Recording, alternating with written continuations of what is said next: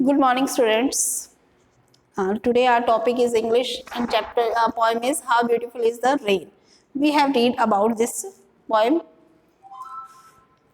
Next is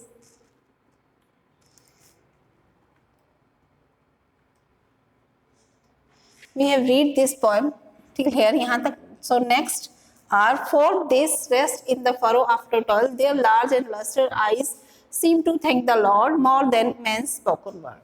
For this rest in the furrow after toil. Toil मतलब मेहनत, कड़ी मेहनत जिसको बोलते हैं हम. फरो मतलब शिकन, जो परेशानी होती है. तो उस कड़ी मेहनत के बाद जो शिकन या जो उसके माथे पर जो शिकन थी, परेशानी थी, उसको आराम देते हुए उसकी लार्ज, बड़ी और लस्टर मतलब चमकीली, चमकीली आंखें ऐसा भगवान को धन्यवाद देती हुई प्रतीत हो रही थी, दिख रही थी. सी मतलब दिखाई देना या प्रतीत होना. More than man spoken word यानी कि जो इंसान है, आदमी है, उसके बोलने से ज्यादा उसकी जो चमकीली और बड़ी आंखें हैं वो भगवान का धन्यवाद दे रही थी.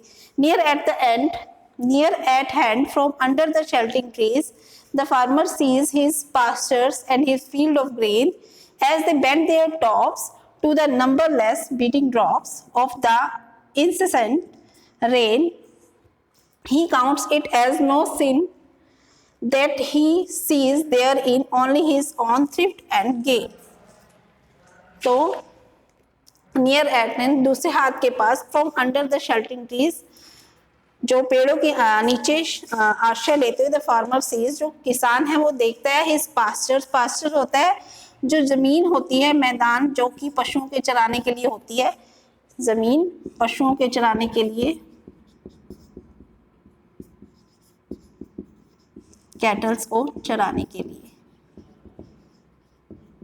Pastures and his field of grain अपने अनाज से भरे हुए खेतों को देखती है. As they bend their tops the numberless beating drops जो असंख्य, जो नंबरलेस असंख्य अनगिनत जो बूंदे थी बारिश की, वो उनके सिर को झुकाती हैं, सिरे को झुकाती हैं फसलों के. ऑफ द इंसेसेंट रेन यानी कॉन्टिन्यूसली, लगातार जिसको बोलते हैं.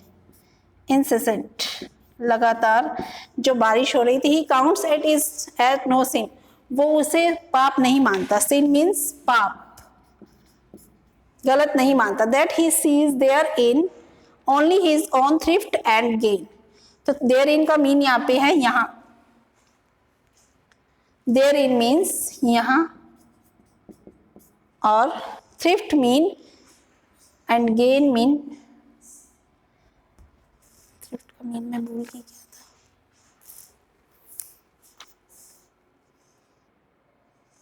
Only his on thrift and gain. Thrift means कम खर्च वाला, जिसपे कम खर्च होता है. गेन मीन्स लाभ. थ्रिफ्ट कम खर्च वाला.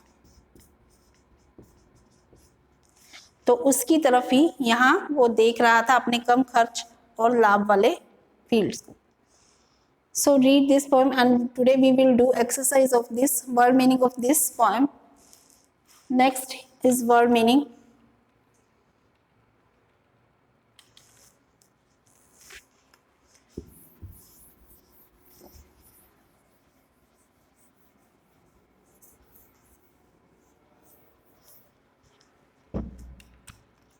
Note out this word meaning on your notebook and I will tell you meaning of these words.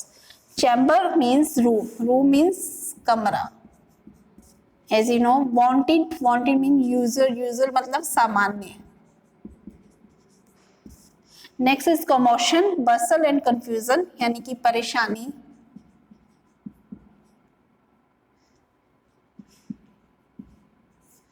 Next is toilsome, full of work, laborious यानी कि मेहनत वाला.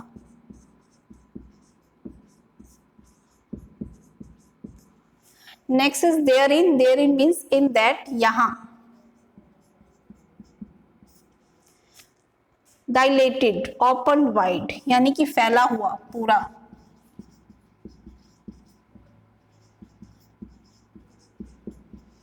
नेक्स्ट इज ट्रेचरस यानी deceptive, not to be trusted, यानी जिस पर विश्वास नहीं कर सकते हम, कपटी, छल वाला जिसको बोलते हैं हम, जो विश्वास करने योग्य ना हो, वो होता है treacherous.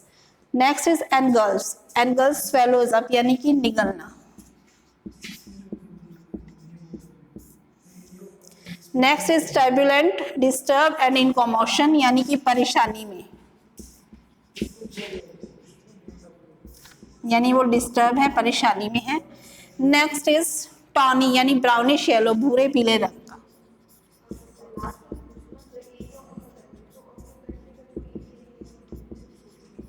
You have to write these words as well as in English and as well as in Hindi. आपको इंग्लिश और हिंदी दोनों में राइट करने हैं इन वर्ड्स मीनिंग को। ओके, तो note down on your rough note. Thank you.